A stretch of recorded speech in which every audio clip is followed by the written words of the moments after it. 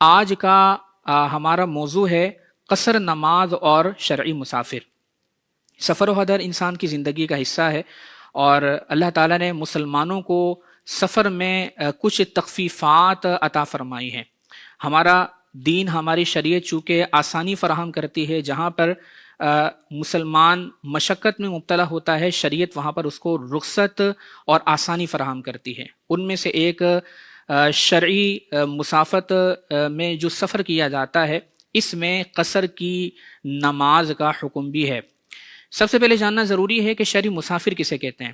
ذہن نشین رکھیں کہ جو شخص 57.5 میل دور جانے کا ارادہ رکھتا ہے، یعنی تقریباً 92 کلومیٹر کوئی شخص سفر کا ارادہ رکھتا ہے، تو جیسے ہی وہ اپنے شہر کی آبادی سے باہر ہوگا وہ شرعی مسافر ہو جائے گا۔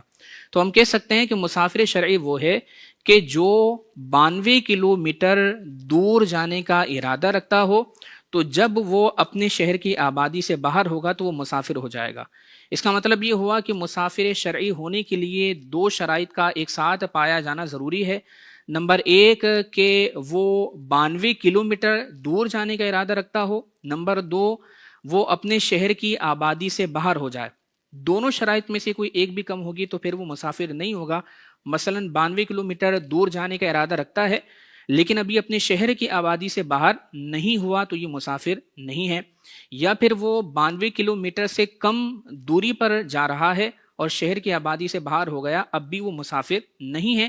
دونوں شرائط ایک ساتھ پائی جائیں گی تو ہی مسافر شرعی کہلائے گا، اور اس کی جانب قصر کے احکام متوجہ ہوں گے۔ قرآن میں اللہ تبارک و تعالیٰ نے قصر کے حوالے سے فرمایا ہے وَإِذَا دَرَبْتُمْ فِي الْأَرْضِ فَلَيْسَ عَلَيْكُمْ جُنَاحٌ أَن تَقْصُرُوا مِنَ الصَّلَاةِ، فرمایا کہ اور جب تم زمین میں سفر کرو تو تم پر کوئی حرج نہیں ہے کہ تم بعض نمازوں میں قصر کر لو۔ تو شریعت مطہرہ نے مسافر شرعی کو نماز میں تخفیف کرنے کا حکم دیا ہے، یعنی جو 4 رکعت والی فرض نمازیں ہیں ان کو 2 رکعت پڑھنے کا حکم جاری کیا ہے۔ تو یہ صرف 4 رکعت والی فرض نمازوں میں ہے۔ اس کا مطلب یہ ہے کہ جو 4 رکعت سے کم نمازیں ہیں ان میں قصر نہیں ہے، جیسا کہ فجر ہے اس میں 2 ہی رکعتیں ہیں، مغرب ہے اس میں 3 رکعتیں ہیں، تو ان میں قصر نہیں ہوگی۔ 4 رکعت والی فرض نمازوں کو 2 کر کے پڑھنا یہ مسافر پر واجب ہوتا ہے۔ اس کا مطلب یہ ہوا کہ اگر کوئی شخص مسافر شرعی ہے اور وہ سفر میں 4 پوری پڑھ لے گا تو وہ گنہگار ہوگا۔ تو اگر وہ جان بوجھ کر اس نے 4 پوری پڑھ لی ہے اور دوسری رکعت میں اگر اس نے قاعدہ کر لیا تھا، تو ایسی صورت میں اس کی نماز تو ادا ہو جائے گی کہ اس نے 4 رکعت پڑھی ہیں۔ مثلا مسافر شرعی نے ظہر کی 4 پوری پڑھ لی اور دوسری پر اس نے قاعدہ کیا تھا، تو یہ اس کی نماز ادا ہو جائے گی، لیکن یہ شخص گنہگار ہوا ہے، اس کو توبہ کرنا لازم ہے، اور اس نے اگر جان بوجھ کر ایسا کیا ہے تو پھر اس نماز کا اعادہ کرنا واجب ہوگا، کیونکہ قصر کرنا واجب تھا، یعنی 4 رکعت والی 2 پڑھنا واجب تھا، تو اس نے اس واجب کو ترک کر کے پوری نماز پڑھی ہے تو گنہگار بھی ہوا، توبہ بھی کرنی ہوگی، اور جان بوجھ کر ایسا کیا ہے تو اس نماز کو لوٹانا واجب ہوگا۔ اور اگر یہ بھول کر ایسا کر گیا تھا اور پھر اگر یہ آخر میں سجدہ سہو کر لیتا ہے تو سجدہ سہو سے نماز ہو جائے گی، جبکہ اس نے دوسری پر قاعدہ کر لیا تھا۔ لیکن اگر مسافر شرعی نے 4 رکعت والے فرض کی ادائیگی میں 4 رکعت میں تخفیف نہیں کی، قصر نہیں کی، پوری پڑھ لی، اور دوسری رکعت میں اس نے قاعدہ نہیں کیا، تو ذہن نشین رکھیں کہ ایسی صورت میں اس کے فرض ہی باطل ہو جائیں گے، اسے نماز دوبارہ پڑھنی ہوگی۔ تو قصر یہ مسافر شرعی پر واجب ہے، فرائض میں ہے، اور 4 رکعت والے فرائض میں ہیں۔ اس کا مطلب یہ ہے کہ اس کے علاوہ نمازوں میں قصر نہیں ہے۔ نمبر 2، سنن و نوافل میں قصر نہیں ہوتی۔ اگر موقع میسر ہے تو پھر سنن و نوافل پڑھنے چاہیے، لیکن اگر موقع نہیں مل پاتا اور وقت کی تنگی ہے یا سفر اس طرح کا ہے کہ جس میں سنن و نوافل پڑھنے کا موقع ہی نہیں مل رہا، تو ایسی صورت میں بندہ اساءت کا مرتکب نہیں ہوگا اور شریعت کی جانب سے اس پر کوئی ملامت نہیں ہوگی۔ مسافر کب تک قصر پڑے گا؟ مسافر جب تک اپنے شہر کی حدود میں واپس نہ آ جائے یا پھر وہ کسی جگہ 15 دن رکنے کی نیت نہ کر لے، تب تک وہ مسافر شرعی ہے اور اس کو نماز قصر کرنی ہوں گی۔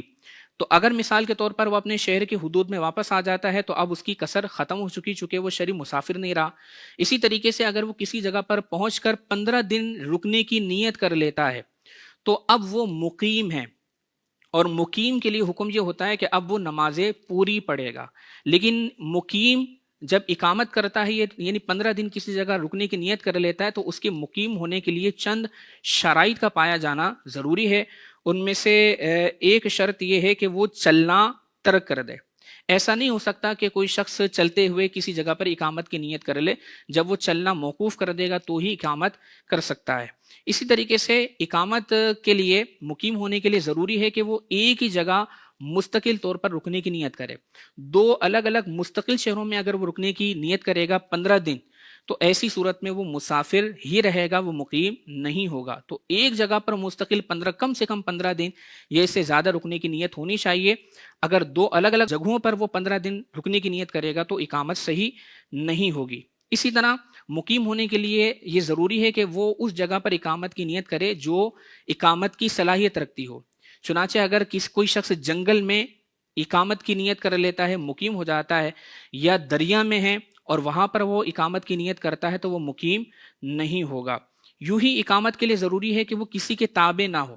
جیسے نوکر اپنے سیٹ کے تابع ہوتا ہے تو اس میں ملازم کی اپنی نیت کا اعتبار نہیں ہوتا، سیٹ کی نیت کا اعتبار ہوتا ہے۔ تو اگر کوئی شخص اقامت کرتا ہے تو اقامت کی نیت کے لیے ضروری ہے کہ وہ کسی کے تابع نہ ہو، تو جا کر اقامت ٹھیک ہوگی۔ اسی طرح اس کی حالت اس کے ارادے کے منافی نہ ہو، یعنی اس نے کسی جگہ پر 15 دن ٹھہرنے کی نیت کی ہے لیکن حالت اس کے ارادے کے منافی ہے۔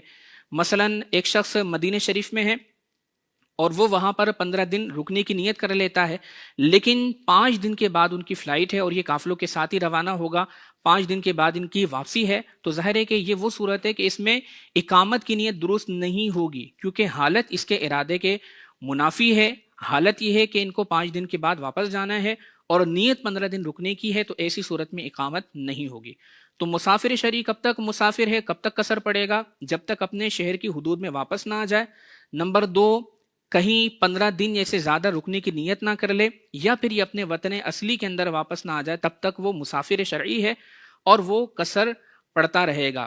لیکن وہ اپنے شہر کی حدود میں واپس داخل ہو جائے یا پھر وہ 15 دن کہیں رکنے کی نیت کر لے تو وہ پوری نمازیں پڑھ لے گا۔ اسی طریقے سے وہ وطن اصلی میں آ جائے تو بھی وہ نمازیں اب پوری پڑھے گا۔ وطن اصلی کو الگ سے اس لیے ذکر کیا کہ کئی مرتبہ ایسا ہوتا ہے کہ کسی کے لیے 2 وطن اصلی ہوتے ہیں۔ وطن اصلی سے مراد جس جگہ وہ پیدا ہوا ہو، جہاں اس کے والدین رہتے ہوں، جہاں اس نے شادی کر لی ہو، جہاں اس نے مستقل رہائش کا ٹھکانہ بنا لیا ہو، تو یہ اس کا وطن اصلی کہلاتا ہے۔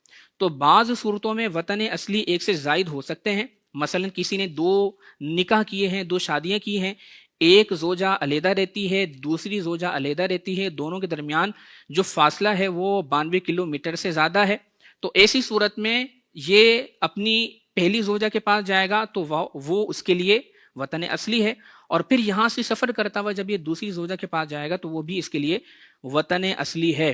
تو جب یہ اپنے وطن اصلی کی حدود میں شہر کی آبادی میں داخل ہو جائے گا تو اب یہ نمازیں پوری پڑھے گا، اب یہ قصر نہیں پڑے گا۔ اللہ کریم ہم سب کو ان تمام مسائل کو اپنے ذہن میں محفوظ رکھنے